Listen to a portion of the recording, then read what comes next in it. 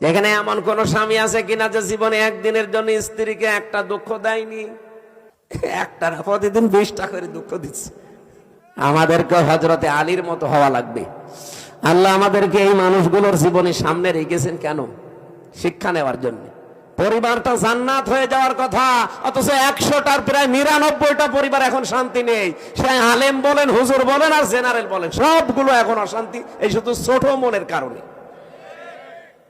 আমি দুনিয়ার একটা হিসাব দিচ্ছিলাম, আমি নিজের দাদার বাবাকে পর্যন্ত আর চিনতে পারছি না। 200 বছর পরে আমিও যদি কুষ্টিয়ায় আমার ওই বাড়িতে এসে বলি এই বাড়ি আমি বানিয়েছিলাম, আল্লাহর কসম 200 বছর পরে যারা ওখানে বাস করবে আমারে কুষ্টিয়ায় ঢুকতে দেবে না। এ হচ্ছে দুনিয়া। আল্লাহ এর পরের অংশে দিয়েছেন, ওয়া ইন্নামা তুওয়াফাউনা উজুরাকুম ইয়াউমাল কিয়ামা। ও পৃথিবীর মানুষেরা, বুঝে শুনে কাজ কারবার করবা, যা করো না কেন এইটা কিন্তু তোমারে দেওয়া হবে। যা করবা এইটাই তোমাকে দেওয়া হবে।